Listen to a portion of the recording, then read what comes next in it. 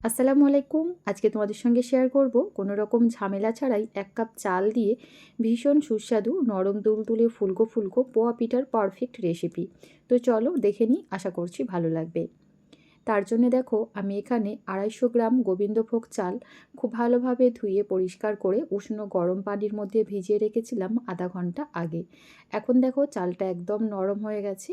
আচ্ছা, তোমরা চাইলে এই রেসিপিটা গোবিন্দভোগ চালের পরিবর্তে আতপ চাল দিয়েও তৈরি করতে পারবে। তবে কি বন্ধুরা, গোবিন্দভোগ চাল দিয়ে এভাবে একবার পোয়া পিঠাটা তৈরি করে দেখবে, খেতে অনেক বেশি সুস্বাদু হয়। এবার এই চালটা পানি ঝরিয়ে মিক্সিং জারের মধ্যে নিয়ে নিচ্ছি পেস্ট করার জন্য। আমি এখানে এই মেজারমেন্ট কাপ মেপেই ১ কাপ নিয়েছিলাম গোবিন্দভোগ চাল, আর ওই কাপ মেপেই নিয়েছি হাফ কাপের থেকে সামান্য একটু কম উষ্ণ গরম পানি। তবে পানিটা একেবারে অ্যাড করব না, এভাবে অল্প অল্প করে দিয়ে চালটাকে খুব ভালোভাবে পেস্ট করে নিতে হবে। আমি তোমাদের চালের পেস্টটা একটু দেখিয়ে দিচ্ছি। দেখো এখানে কিন্তু কোনো রকম দানা দানা ভাব একদম নেই। ঠিক এইভাবে স্মুথ আর মসৃণভাবে আমাদের চালটাকে বেটে নিতে হবে। আর এখানে চালটা পেস্ট করার জন্য আমার সম্পূর্ণ পানিটাই লেগে যায়নি, প্রায় ২ চা চামচের মতো পানি অবশিষ্ট রয়ে গেছে। মোট কথা একেবারে বেশি পরিমাণ পানি না দিয়ে প্রয়োজন মতো অল্প অল্প করে পানি অ্যাড করে চালটা খুব ভালোভাবে আমাদের ব্লেন্ড করে নিতে হবে। দেখতেই পাচ্ছ এই পর্যায়ে চালের এই পেস্টটা কতটা বেশি ঘন, ক্রিমি আর একদম স্মুথভাবে ব্লেন্ড করে নিয়েছি। এবার এখানে মিষ্টির জন্য দিয়ে দিচ্ছি মেজারমেন্ট কাপ মেপেই ১ কাপ পরিমাণ গুড়। আর এই গুড়টা অবশ্যই গরম গুড় ব্যবহার করতে হবে। তবে একদম ফুটন্ত গরম না, আবার একদম উষ্ণ গরম গুঁড়ো না। ফুটন্ত গরম গুড় কখনোই এখানে ব্যবহার করতে যাবে না, তাহলে দেখবে গুড় অ্যাড করার সাথে সাথেই চালটা ভালোভাবে সেদ্ধ হয়ে যাবে আর পিঠাটা পারফেক্টভাবে ফুলবে না। অল্প অল্প করে গুড় অ্যাড করে খুব ভালোভাবে ব্যাটারটাকে ফেটিয়ে নিচ্ছি। মিষ্টির পরিমাণ তোমরা তোমাদের প্রয়োজন মতো বাড়িয়ে কমিয়ে নিতে পারো। আবার চাইলে তোমরা এখানে গুড়ের পরিবর্তে চিনি দিয়েও এই পিঠাটা তৈরি করতে পারবে। তবে বন্ধুরা, এখন যেহেতু শীতকাল, বাজারে প্রচুর পরিমাণে খেজুর গুড় পাওয়া যাচ্ছে, তাই চেষ্টা করবে খেজুর গুড় দিয়ে পিঠাটা তৈরি করতে, তাহলে দেখবে পিঠাটা খেতে অনেক বেশি ভালো লাগবে। এবার পিঠাটাকে নরম তুলতুলে করার জন্য দিয়ে দিচ্ছি মেজারমেন্ট কাপ মেপে হাফ কাপ পরিমাণ ময়দা। সাথে দিয়ে দিচ্ছি পিঠার টেস্ট বাড়ানোর জন্য ১০ টাকা দামের ১ প্যাকেট গুঁড়া দুধ। গুঁড়া দুধ অ্যাড করে দেখবে পিঠাটা খেতে আরও অনেক বেশি ভালো লাগবে।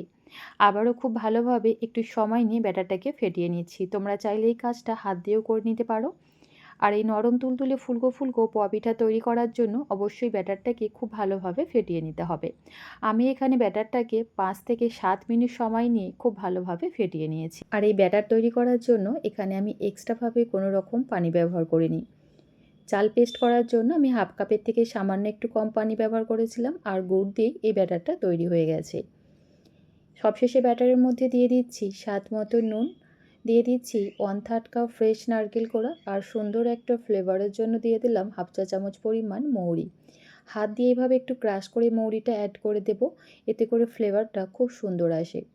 আর হাতের কাছে নারকেল কোড়া থাকলে অবশ্যই ব্যবহার করবে, এতে করে পিঠাটা খেতে আরও অনেক বেশি ভালো লাগবে। সমস্ত কিছু উপকরণ আবারও খুব ভালোভাবে নেড়েচেড়ে মিশিয়ে নিচ্ছি। আর ব্যাটারটা হয়তোবা দেখেই নিশ্চয়ই বুঝতে পারছো, পোয়া পিঠার জন্য ব্যাটারটা খুব বেশি পাতলা হবে না, একটু ঘন করেই তৈরি করতে হবে। ব্যাটার পারফেক্ট হলে দেখবে পিঠাগুলো খুব সুন্দরভাবে তৈরি হবে। আর এই ব্যাটারটাকে রেস্টে রাখার কোনো প্রয়োজন নেই, পিঠাগুলো ভেজে নেবার জন্য চলে যাচ্ছি চুলায়। এদিকে চুলায় একটা প্যানের মধ্যে পর্যাপ্ত পরিমাণ তেল মিডিয়াম ফ্লেমে রেখে খুব ভালোভাবে গরম করে নিয়েছি। এবার এখানে পরিমাণ মতো ব্যাটার দিয়ে দেব। কিছুক্ষণ পর দেখবে পিঠাটা খুব সুন্দরভাবে তেলের উপরে ভেসে উঠবে। তারপর এভাবে উপর থেকে একটু তেল ছিটিয়ে দিতে হবে। দেখতেই পাচ্ছ বন্ধুরা, পিঠাটা কতটা সুন্দরভাবে ফুলেছে। লো টু মিডিয়াম ফ্লেমে রেখে পিঠাটাকে উল্টে পাল্টে লাল লাল করে ভেজে নিতে হবে।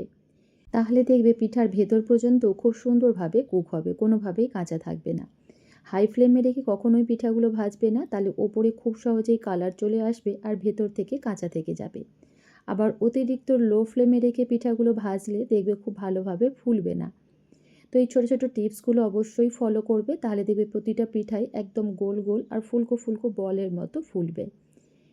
তো একইভাবে প্রতিটা পিঠাই আমি ভেজে তেল থেকে উঠিয়ে নিচ্ছি। আর এই গরম গরম পোয়া পিঠা খেতে যে কী পরিমাণ মজার, একবার বানিয়ে খেলে তোমরা নিজেরাই বুঝতে পারবে। পিঠার ওপরের অংশটা হবে অনেক বেশি ক্রিস্পি মুচমুচে, আর ভেতরটা একদমই সফট। রেসিপিটা অবশ্যই ট্রাই করবে, আশা করছি তোমাদের ভালো লাগবে। আজ তাহলে এ পর্যন্তই। আল্লাহ হাফিজ। আসসালামু আলাইকুম।